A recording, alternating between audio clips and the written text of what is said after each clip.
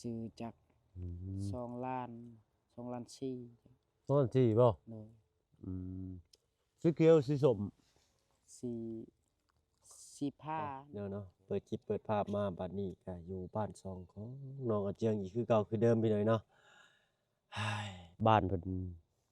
งามเจินเทินอยู่เนาะเอามาฮอดค่ำแน่พี่หน่อยเนาะมื้อนี้ก็ได้เลยแวะเวียนเข้ามาเล่นไม้น้ำน้องอาเจียงเพิ่นก่อนเนาะโอ้ยมาฮอดกับพ่อกองไฟเลยพี่หน่อยเนาะมื้อนี้อากาศค่อนข้างหนาว18องศาเด้อพี่น้องเด้อมื้อนี้เนาะโอ้สะแงดหรือบ่มีลมแต่ว่าเย็นเนาะเย็นเยือกควันออกปากถ้วยๆอยู่เนาะอาเจียงเธอใส่ขออนุญาตพิงไฟก่อนจากบาทพี่น้อยเนาะลมควันก่อนลมควันดีกว่าเ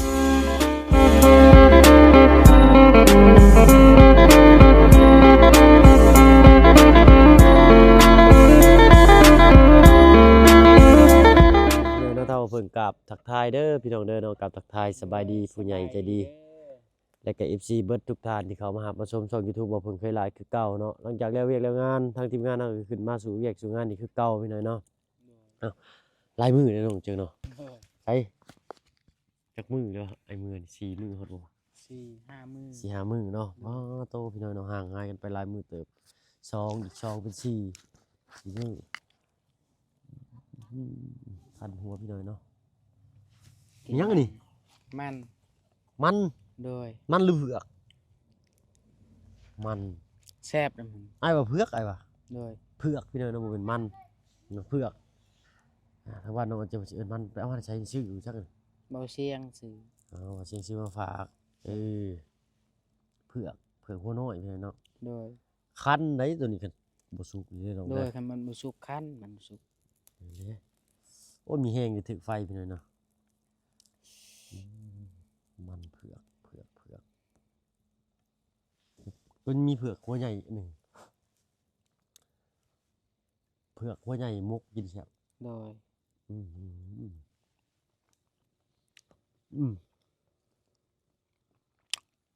คาลีนเนาะโดย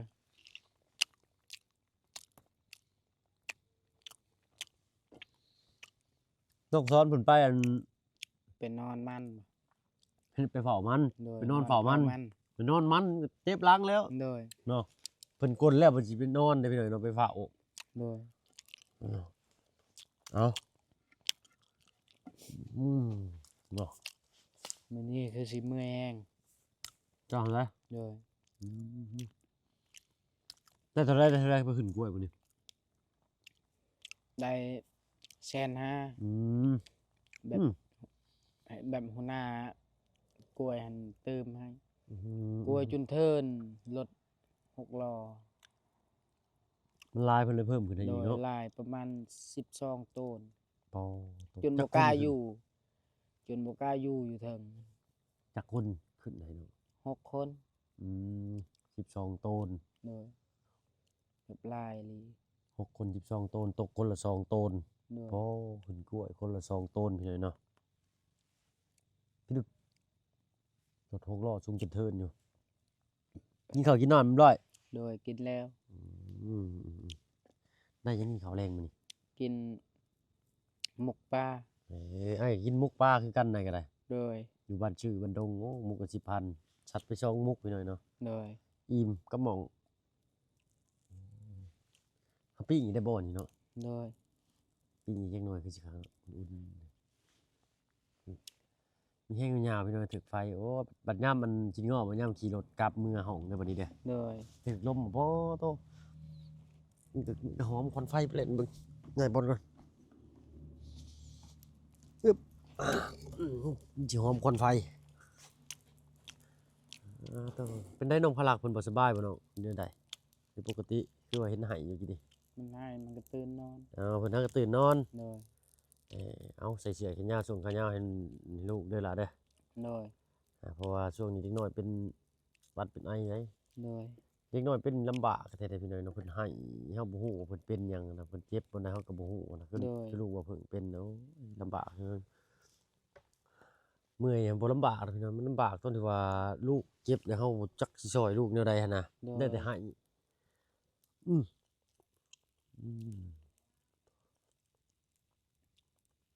เฮ็ดหวานกินนี่คักเนาะ โดย พาเลยครับหนึ่งจะย่างกล้วยในมือผม ยังบ่ได้อาบน้ ยังไม่ได้อาบซ้ ำโดย ำเห็นอะไรมันนอนเลย โดย หนาวเนาะ โดยบ่ได้หนาวคันมีน้ำสิอาบอยู่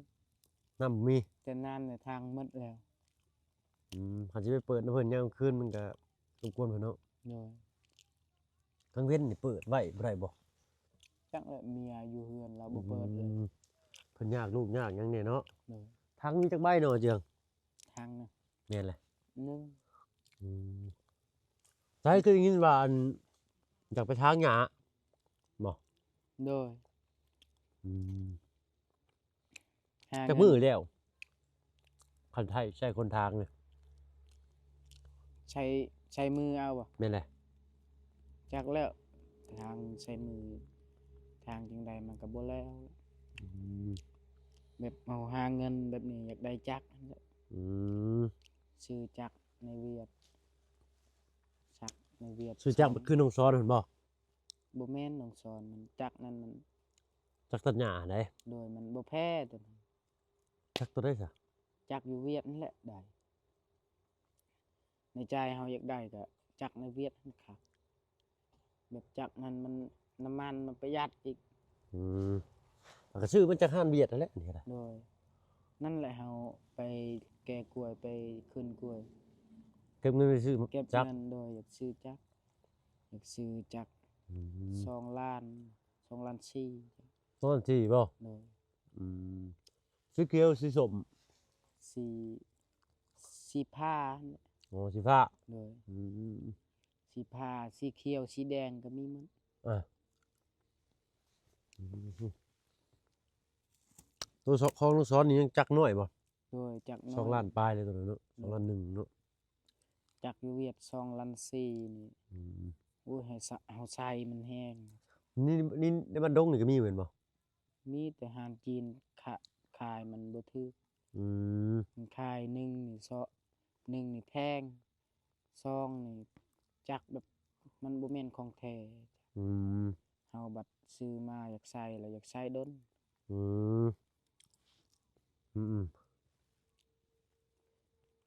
แบบหมู่เห็นหมู่ซื้อในเวียดคักอีหลีน้ำมันก็ประหยัดอีกเราเคยทางจักแบบนั้นเคยจักแบบน้องชอนเนี่ยบ่เคยปานใด มันบ่อยากแห้งบ่ มันแห้งอยู่แต่ว่า มันมักอันนั้นมันมักอันนั้นมัก เวลาถึกผักถึกหญ้านี่ก็มันหยุดตลอดเลยจักนั้นมันแห้งจัก งานมันของต้นไม้ใหญ่น่ะมันหยุดเนาะ โดย ว่าแห้งมันบ่พอพี่น้อยเนาะว่าไงครับสมราคาแล้วพี่น้อยคือว่าอาศัยไว้อาศัยตัดตัดหญ้าตัดข้าว โดย ทางบ้านเขาใช้อะคือในไร่เนาะเพิ่นแบบมีต้นไม้น้อยๆนะ โดย ตำปึกมันก็อยู่อะพี่น้อย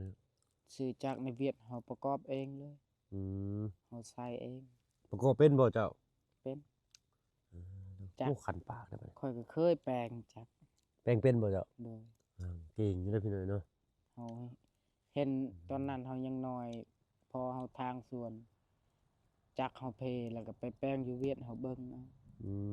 เบิ่งแล้วก็ฮู้เลย เบิ่งแล้วก็จื้อเอาเนาะ โดย มีแห้งยาวๆพี่น้องเฮาบ่จะออกจากกองไฟบัดนี้ โดย สมมุติออกจากกองไฟปุ๊บนี่ขี่รถนี่ป๊อดต้องพี่น้อยเนาะหนาวคูณ2คูณ3พุ่นน่ะพี่น้อย โด เนาะ ย ถ้าว่าเฮาอันนี้ปึ๊บแล้วนี่เฮาบ่ได้จะใส่นี่แต่แล่นเข้าโฮมเลยนี่อุ่นเลย โดย มาพิงแล้วเลยขี่รถว้าโต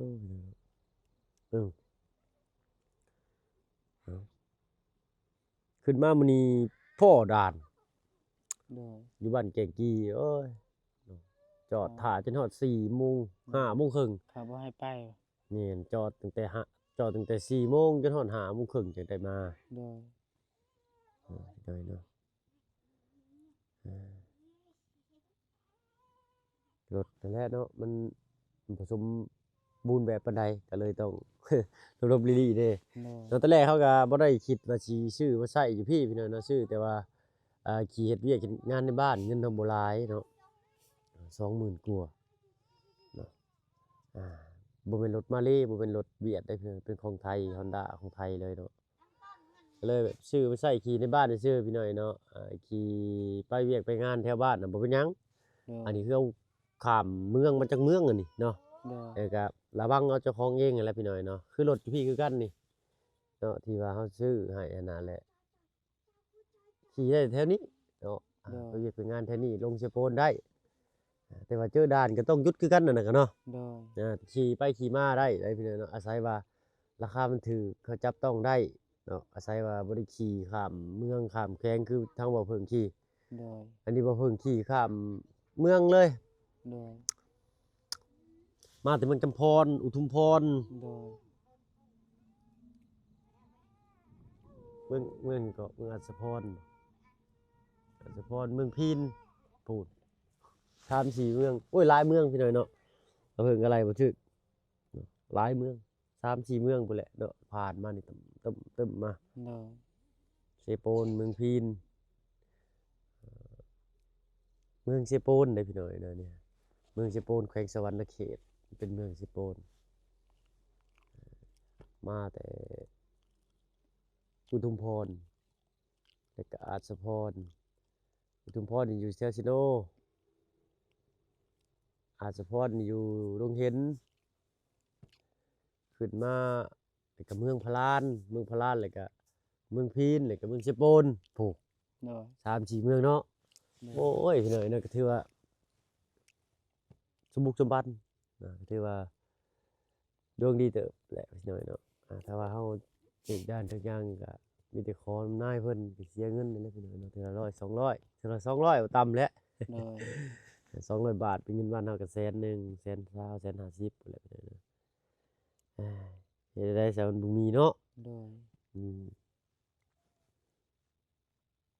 คือเจ้ากันแหล้วบ่มีก็มีแต่สู้เอาเด้อเนาะ โดย ก็สู้เอามีแต่อยากได้จงได้จักก็เก็บเงินขายหมอกขายมันพอแบ่งให้ก็เอาบ่แบ่งก็บ่ได้เนาะ โดย มื้ ซื้ อ อ อื่นว่าสิไปเอาอันนั้น เอาหยัง ไปเอาน้อง เนาะ น้องอยู่น้องเมียให้ไปเอาลูก แล้วก็ไปเอาแฮงเขา ได้ไปเอาน้องเลยนะ เอาน้อง อันนั้นน้องไงน้องของเมีย โอ้ ให้เรามาเอาลูกเขาก็ไปเอาแฮงเขากนมัน คือสิไปนำเอาน้องห้าง โดย มาเบิ่งลูกเจ้า โดย เดี๋ยวเจ้ากับน้องห้างก็สิไปเฮ็ดเวียก โดย เมียจะไปได้แล้วยังท้องอยู่ ไปได้อยู่ โอ้ท้องยังบ่แก่จำระวังเด้อเนาะมันเป็นไปได้บ่ต้องให้เราเฮ็ดหยังหนักเฮ็ด โดย ธรรมดาอยู่เฮือนอ บ่ ยู่ซ่าน มีแต่ไปเอาไปกนมันได้อยู่ อืม บ่ได้แบกเครื่องนะ กลมันก็แบกคือกันเด้กลมันหรือว่าให้เราไปตัดซื่อ บ่แม่นแบบไปขึ้นมันนี่ใส่มันในเป่า เอามันใส่กระสอบไปซื่อ โดยแล้วก็ผู้ชายแบก อืม ตอนนั้นเราทองพลักมันก็เฮ็ดเวียกหนักอันที่ตน อืม ปลูกมันเนี่ยไปเอาแฮงเขา เกิดมาเฮาตอนนั้นคิดว่า โอ้ยลูกเฮาคือบ่ตาฮักแต่เบิ่ง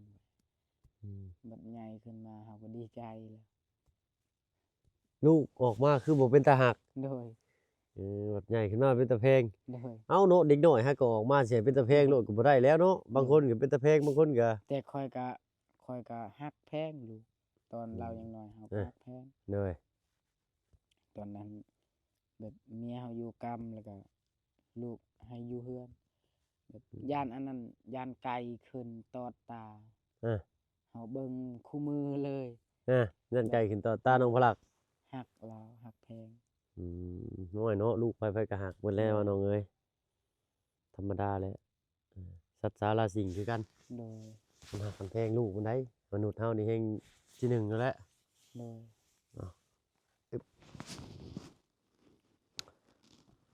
ทางสร้างเพิ่นว่าได้ซะนี่ จักแหละสร้างว่ามามื้อนี้แต่ว่าบ่เห็น อืมมื้ออื่นเด้ซะ มื้ออื่น มื้อเพิ่นก็มาอีกเนาะ โดย 2คนคือเก่า โดย อืม มื้ออื่นตอนเที่ยงเฮาสิไปเอาน้องก่อน เอ ต อ อนเช้าให้เราเฮ็ดแล้วตอนเที่ยงไปเอาน้อง งามนะบ้านน้องกระเจียงพอดีว่าโอ้ยอ้อนี่ ดินหนึ่งในบ้านซะแล้วเลยเสาดินบ่มีไผได้เฮ็ดเสาดินเลยได้พี่น้อยเนาะ เมื่อละเมื่อแบบเมื่อยแฮงเมื่อแต่เฮ็ดเวียกเมื่อยก็ดีใจเห็นก็ดีใจ แบบในใจเฮาม่วนได้เฮือนได้ศาล เพิ่นว่าแนวใดอันทางผู้ใหญ่เพิ่นทางบ่อเสียงเพิ่นว่าแนวใดเพิ่นว่าสิขึ้นมื้อใดสรุปวันที่9เดือนหน้าบ่ แม่นปีใหม่วิทย์แล้วบ่ ยังแหละ ยัง ปีใหม่สากลนี่เพิ่นว่าวันที่9เนาะวันเปิดกิจการวันขึ้นบ้านใหม่ที่ว่ามเจาะเนาะเป็นวันดีวันที่9เพิ่นว่านะ เอาทางปลุง FC เพิ่นคอมเมนต์มาดอกพี่น้อยเนาะโอ้ยก็ดีใจหลายปลุง FC เพิ่นได้แนะนำพี่น้อยเนาะอันใดที่ว่าป้าลุงเพิ่นว่าเพิ่นอาบน้ำมาก่อนเฮานี่ก็เพิ่นว่าดีเฮาก็ว่าดีนำเพิ่นได้พี่น้อยเนาะ โดย เพราะว่าเพิ่นสิมีวุฒิภาวะหลายกว่า โดย เนาะเพิ่นสิฮู้หลายกว่าเฮานะว่าง่ายๆซะพี่น้อยเนาะมีความรู้หลายกว่าเฮาคือเฮาก็แค่มาตามสิ่งที่หูตาเฮาเห็นแล้วเฮาได้สัมผัสเฮาก็มา โดย เผยแพร่มาบอกต่อซื่อๆเนาะคือซุมื้อนี้นะ โดย เนาะอันใดที่เฮาฮู้เฮามีความรู้แหน่เฮาพอแนะนำน้องเพิ่นได้หรือว่าแนะนำชุมชนเพิ่นได้เฮาก็แนะนำเนาะอันนี้ก็สุดแล้วแต่เพิ่นได้บ้านอีกอย่างหนึ่งก็ โดย สุดแล้วแต่ว่าเพิ่นสินำไปใช้บ่เพิ่นสิปฏิบัติบ่เนาะอันนี้ก็ได้เฮาแค่ได้บอกเฮาก็ดีใจแล้วพี่น้อยเนาะก็ถือว่าเฮาได้เผยแพร่แล้วเนาะ โดย เผยแพร่ความรู้สิ่งใหม่ๆอันใดที่ว่าทางบ้านทางบ่มีเฮาก็มาเรียนรู้อยู่พี่เนาะอันใดที่ทางบ้านเนาะอันทางบ้านเพิ่นบ่มีเฮาก็เอามาเผยแพร่อยู่พี่เนาะแปลว่าสิ่งของบ่การใช้ชีวิตบ่ต่างกันหลายเด้อพี่น้อยเนาะต่างกันยอมรับว่าต่างบางสิ่งบางอย่างเฮากินแต่ทางเพิ่นบ่กินแต่น้อยนักพี่น้อยเนาะถ้าว่าทางบ้านเฮากินนี่ทางบ้านเพิ่นก็สิกินคือกัน โดย แต่ว่าทางบ้านเพิ่นกินนี่ทางบ้านชุมเฮานี่บ่กินได้มีบางอย่างดอกอันที่ว่ามื้อน่ะถามเลยทางบ้านเพิ่นกินนั่นน่ะแต่บ้านทางบ้านเฮาบ่ฮู้ความกินน่ะนะบ่ฮู้จักว่ากินได้หรือบ่นะแต่ทางบ้านเพิ่นฮู้จักว่ากินได้ โดย อันนี้พี่น้อยเนาะสำคัญได้คนผู้เฒ่าอีหลีแต่กี้พุ่นได้พี่น้อยเนาะเพิ่นจึงฮู้ว่ามันหยังกินได้มันหยังกินบ่ได้ในปงในป่านี่แหละแม่นบ่น้องเจือง แม่น ทางบ้านน้องเจืองนี่สิฮู้ความกินหลายเด้ โดย เข้าป่าเข้าดอนนี่ทางบ้านเฮานี่โอ๊ยแล้วพี่น้อยเนาะหมากไม้นี่ยังบ่กล้ากิน เฮามักไม้ในไปในป่าในดงก็ฮู้หมด อันใดกินได้ได้กินบ่ได้เนาะ โดย อ้าวพอดีมื้อนี้ทางน้องซ้อนเพิ่นไปนอนเฝ้ามันน้องซ้อนนี่เพิ่นโสดพี่น้อยชายโสด โดย ทั้งก้นเลยก็ไปนอนเฝ้าพร้อมแล้วก็ขึ้นพร้อม โดยลาวคนเดียว ม่วนแหน่อยู่ผู้อยู่สวนนี่เนาะคนหลายเนาะ โดยม่วง มื้อก่อนนั่นมื้อที่เขามานั่งถ่ายคลิปนะทางน้องซ้อนเพิ่นเล่าสู่ฟังพี่น้อยเนาะกล้องบันทึกบ่ได้ เนาะผิดพลาดทางเทคนิคหน่อยหนึงเนาะนั่งเว้าไปชั่วโมงหนึงได้แต่14นาที โดย มีแต่น้องซ้อนเว้าเรื่องนั้นตื่นเต้นแฮงลีได้ทางบ่เพิ่นก็โอ้ตื่นเต้นเลยเนาะก็มาหาน้องอาเจียงรอบที่2รอบที่3แล้วเด้นี่รอบที่3แล้วเนาะอ้ายเข้ามาหาน้องนี่เนาะ โดย เพราะว่าพ่อน้องซ้อนเนาะไต่โคมมาเพิ่นมาเอารถจักรจักเอารถจักรมาเอาหยังเอาโคมไฟบ่เงินที่ว่าเพิ่นให้กินทานนำพ่อแขกอยู่ลุงจันทร์พี่น้อยเนาะเราก็แล่นเอาเงินมาให้ทางบ่เพิ่นก็ว่าสิบ่เอาแหละพี่น้อยเนาะแต่ก็เฮ็ดจั่งใดเฮาก็ยังมีภาระหลายอยู่เนาะ โดย อันใดที่เฮาช่วยแบ่งเบาได้เฮาก็แบ่งเบาอย่างเช่นเราไปนี่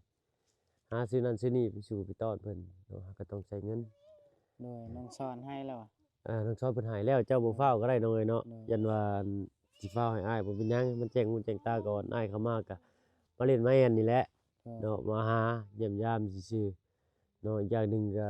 ยังบ่ได้อัปเดตคลิปให้ปะลุงเบิ่งเนาะ สำคัญหลักๆเลยก็ได้อ้ายแล่นเข้ามารอบที่3จังว่าเห็นจะ โดย เอ้ยมาแล้วบ่เนาะเลยลุงซ้อนเพิ่นมาเฮือนอีกบ่ น้องสอนแล่นมาปุ๊บๆเลยยังบ่ได้เห็นแล้วส่ำใดเยืองโคมมาว่ามาคือลาบ่แล่นมาปุ๊บจับมือปรับเอาเงินให้อ้าวคือให้ไวแท้วะโอ้ยเอารถเพิ่นว่าค่อยสิไปอันเฝ้ามันก่อนเพิ่น โดย เนาะเอาว่าเนาะเอาสิแล้วแต่ความสะดวกสบายของไผของเพิ่นเลยเนาะเพิ่นน่าก็ตื่นบ่น้องพลักนี่ แม่นหาก็ตื่นกิน นอนหลับแรงเนาะ โดย ดึกแล้วบัดนี้เพิ่นสินอน โดยดึก เฮ้อ คู่มือเราตลอดเลยคู่ พ่อแม่อยากรับลูกบ่ตื่นเด้อบัดนี้พ่อแม่ตื่นลูกบ่รับเปลี่ยนกันจังซั่นแล้วบัดนี้แต่พ่อแม่ลูกตื่นแล้วพ่อแม่สิบ่ได้รับเด้อบัดนี้ลูกให้ลูกลิ้นเนาะต้องเบิ่งเด้ ผิดกันเทื่อนึงแล้วผิดกันกับลูก พี่ก็กับลูกเทื่อหนึง โดย แนวใดผิดกันกับลูก ผิดแบบลูกอันตอนดึกประมาณ1 โมงเราตื่น เด้อ เราแบบนอนแบบนอนอันนั้นนอนแบบมืดนอนแล้วเดี๋ยวเราก็อยากตื่นมา อ่า แบบแม่หั้นอยากนอนแฮง อ่า บัดเว้าใส่ให้จักแนวใดแนวใดเราเว้า อ่า จมด่าเราตลอดเลยด่า อื เฮาม ก็หายว่าลูกมันบ่ฮู้หยังสิด่าเราเฮ็ดหยัง เออ ผิดกัน ผิดกันกับเมียย้อนน้องพลักนี้ โดย โอ้ยอย่าไปคิดว่าเป็นย้อนเพิ่นเด้อ โดย เป็นธรรมดาของคนเฮาเนาะเฮาเมื่อยเฮาก็มีสิทธิ์เว้า โดย เดี๋ยวเฮาเว้าไปแล้วปุ๊บพอเฮาสิคิดได้เองแล้วว่าลูกเฮาก็บ่ได้ฮู้หยังบ่แล้วเฮาก็สิมารู้สึกผิดทีหลังว่าต่อไปเฮาก็สิบ่ได้เฮ็ดอีก โดย อ่าตัวเฮาย่อมมีผิดและถูกแหละ โดย พอเฮาได้เว้าไปแล้วปุ๊บพอลูกเขารับหรือว่าลูกเขาเงียบ โดย เฮาสิแนมเบิ่งหน้าแล้วก็โอ้ยต้นลูกเด้เฮาบ่น่าเว้าสิลูกเลยห่านเฮาสิคิดได้เองได้บัด โด เด้ ย จะเว้ามันก็ถึกลูกยังน้อยลูกยังบ่ฮู้จักหยัง โดย เนาะแต่ว่าผู้เป็นเมียนี่หรือว่าผู้เป็นแม่นี่สิใช้เวลาอยู่กับลูกหลายเด้เฮาต้องเข้าใจเพิ่นเด้เนาะเนาะ โดย คือเฮาบัดยังได้ไปเฮ็ดเวียกทางอื่นเนาะไปแก้กล้วยบ่เข้าป่ากล้วยบ่ไปซอยเวียกบ้านเวียกเมืองบ่ก็ยังเจอผู้คนเมียพัดภายใน1ปีนี่ปีปลายนี่ต้องได้อยู่แต่กับลูก โดย 24ชั่วโมงอยู่แต่กับลูกอยู่แต่กับลูกอยู่แต่กับลูก1ปี โดย เป็นเจ้าก็อยากให้คือกันนั่นบ่ โดย อยากให้เลยเนาะ ยากแหละ อยากไปใช้ก็บ่ได้ไปเฮาผัดยังเอ้าเมียเอ้ยเอาลูกเด้อเฮ้ยห่านเขาก็ยังเสียสละ โดย เฮาได้บัดนี้พู้นแหละไปเฮ็ดน้องสอนบ่เนาะไปช่วยเวียกบ่เฮาก็ได้เจอพบปะสังสรรค์กับหมู่คู่ โดย ถือว่าผู้ชายนี่ก็ยังได้มีชีวิตหลายกว่าผู้หญิงเนาะผู้หญิงนี่สิอยู่แต่กับลูกตลอด24ชั่วโมงอีหลีเด้เนาะเจือเอ้ย โดย เป็นน้องอินเตอร์ดอกยังบ่ว่าไปเลยเนาะไอ้เนาะอ้ายก็มีผิดเถียงกันคือกันบ่ว่าแต่เจ้าแต่ว่ามันอยู่ที่เฮาคิดว่าเฮาผิดแล้วเฮาสิเฮ็ดอีกบ่หรือว่าเฮาสิเข้าใจกับมันบ่ว่าเป็นหยังเฮาคือผิด โดย หั้นนะต้องทำความเข้าใจกับมันเลยโอ้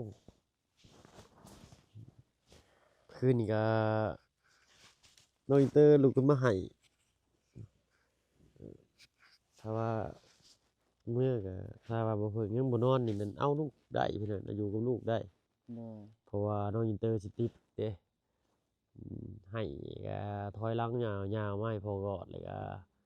กินแหน่กินจิแล้วก็เปิดการ์ตูนให้เบิ่งเลยก็ค่อยๆหลับไปพี่น้องเนาะ โดย บ่เพิ่งก็คันยังบ่นอนบ่เพิ่งสิเอาได้ถ้าว่าบ่เพิ่งได้นอนหลับเลยตื่นยากเนาะมันสิเป็นจังซั่นถ้าว่าบ่นอนนี่เราต้องฟื้นนำเด้อบ่นอนเด้อต้องเอาลูกนอนก่อนนี่อยู่ซำใดก็อยู่ได้อะถ้าว่าได้นอนปึ๊บได้นอนก้าวนอนพักผ่อนก่อนจัก10นาทีจึงลุกมาใหม่นี่อย่าไปเฮ็ดเด้อนะ โดย รับยาวเลยจนฮอดมื้ออื่นเช้าจนสวยบางเทื่อก็พี่น้อยเนาะ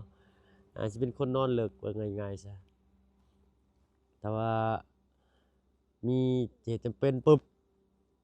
ถ้าได้ลุกผูดผีดแล่นเลยนี่ลุกปุ๊บไปเลยนี่แม่นน่ะนะ โดย เนาะคักแนวน่ะ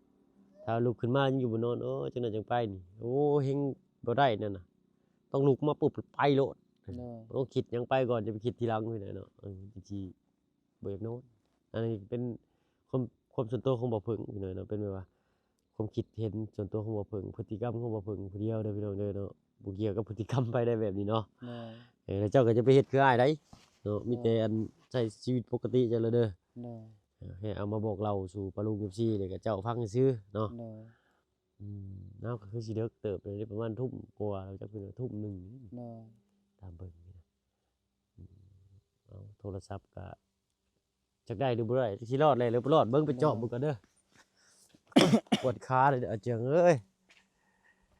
เอาคันซั่นทางอ้ายก็สิขอตัวลำลาก่อนเด้อน้องเด้อ โดย หาหลับหานอนนี่ปูนเชียงไม้ไผ่สีลมไปเลยเนาะ